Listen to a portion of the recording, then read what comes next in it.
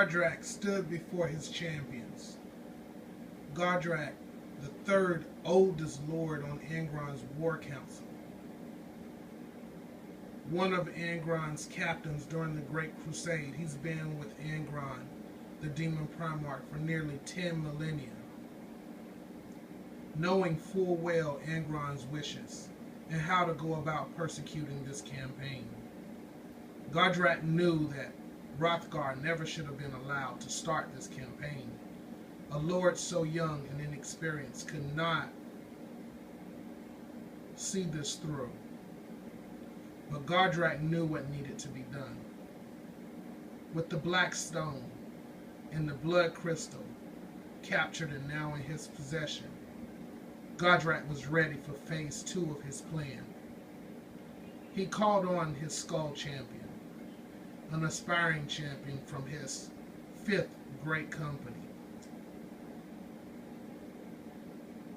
Hrathgars, standing before him.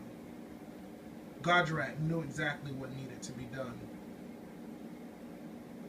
He took the black stone and the blood crystal. He put them side by side. And with one incantation, the deed was done. At a moment's notice, blood and gore spilled everywhere. And standing before him, Hrathgars now emerged, a great bloodthirster. Gardrak has summoned the bloodthirster to persecute the next part of the next phase of his campaign, capturing the seat, the second seat of power. Gardrak would not fail. Mission 9 coming up. Captain Castigen stood before Captain Dahl and Colonist Talia, knowing what needed to be done.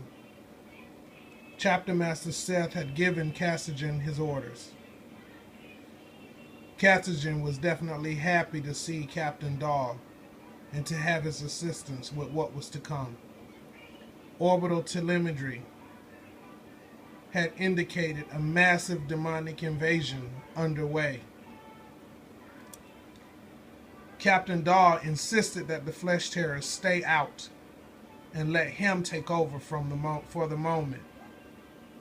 But Talia expressed to the captain her fears of the corruption, since the Inquisitor was corrupted so easily and eventually fell to chaos and became a demon herald.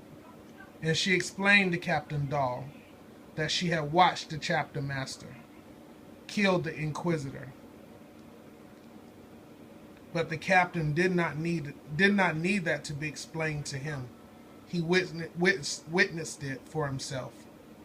And he simply turned to Castigen and said in a very cold voice, "Leave this mission to me and my brothers, and you will have my favor, Captain." Castigen said nothing. And this is the beginning of mission number 9, titled, "The City Must Fall." Gardrak's first order of business was to take the city and fill the lands in lakes of blood. Excuse me for not having painted models here, but he had to bring in his honor guard, a full guard of 10 Terminators, and the rest of his legion.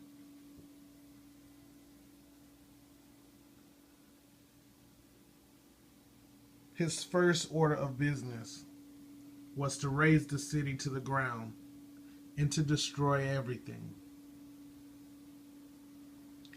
And in mission 10, he will be fighting for the seat of power. But standing before him arrived Captain Dahl.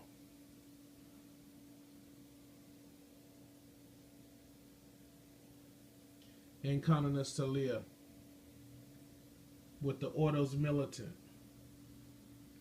deployed and ready to go.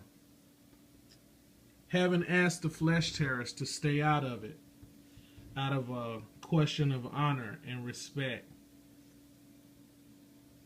Captain Dahl has decided to take over the campaign. Captain Cassigen had no argument with that, seeing as how his reserves had been severely depleted in the first place. But if things go terribly wrong for the loyalists, it could mean the end of the Sisters Errant, because Canoness Talia has been in this campaign since the beginning, and she's weary as she has 3 remaining units in the Sisters Errant that are alive. Once these 3 units are gone, her entire order will be destroyed. Turn 1 coming up. Captain Dahl and the Ordo Malleus, his Grey Knights order, the Knights of the Emperor, had arrived in the city of Razmir, a city that has been ramshackled and destroyed with the rise of the Necron Empire. More Necron hives existed under the city, and Dahl was sure to remind his brothers to try not to disturb those who slumber. The idea was to move into the city and destroy the incoming demonic invasion. But Canoness Talia here was greatly concerned that her Sisters Errant was only down to 3 units. In her holy order, she only had 30 sisters remaining. She feared that this would mean her end. But Captain Dahl assured her that the Emperor would stand by their side. In this mission, the captain had told Captain Cassigen of the 4th Company of the Flesh Terrorists, to stand aside. But before the captain stood Gardrak's horde, a massive invasion underway. And Gardrak simply said, "Raise this city to the ground and burn everything." And the fighting started. Turn 1 coming up. And at the end of turn 1, the loyalists poured all of their fire into the hounds. But She Who Thirsts, the warp was not calm. She Who Thirsts, warp power killed 2 of the hounds. And then the Sisters Errant squad here of the sisters killed 3 more hounds. The hounds did survive their instability test this time around. The rest of the army just moved up. The Hellbrute fired its plasma cannon, killing 6 sisters in Canoness Talia's unit. Then the Obliterator fired its plasma cannon, killing 1 more Grey Knight. Turn 2 coming up. Alright, so at the end of turn 2, Gardrak's forces all moved up, and the hounds attempted to assault the sisters, but the sisters cut them down with steady bolter fire. But Razar,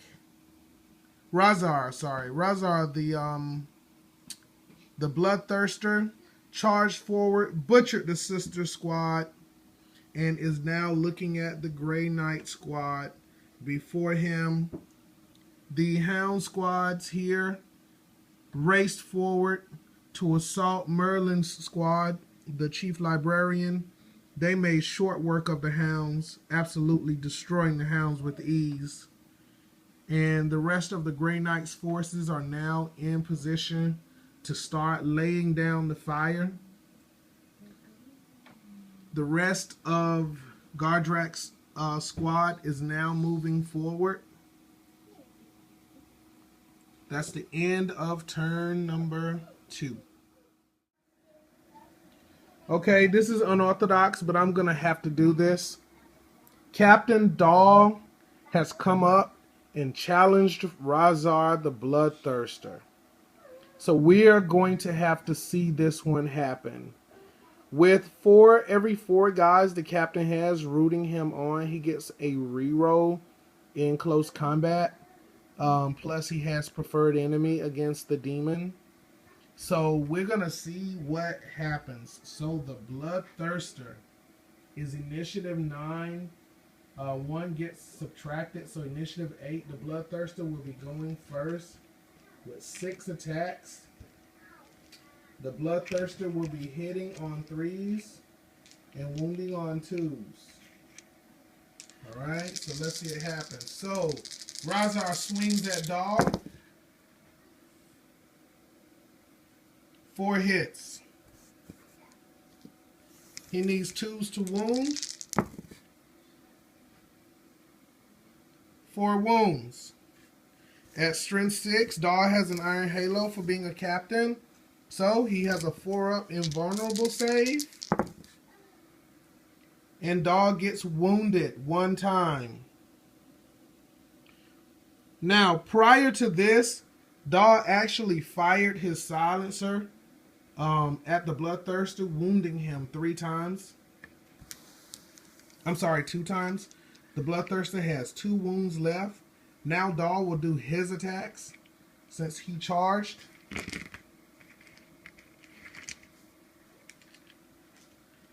Okay, he's going to need 4s to hit. And he gets to reroll. Okay. So, Dahl hits 4 times. He wounds demons on 4s.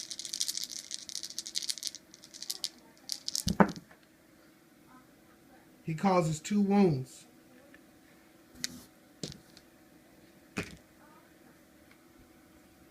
Okay, so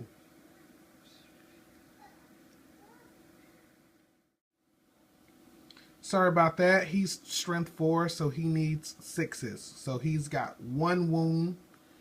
1 wound on the Bloodthirster. 1 wound. The Bloodthirster will take his invulnerable save. And he will make it. So, in that round of combat, the Bloodthirster won combat. Stand by for next turn coming up, turn 4.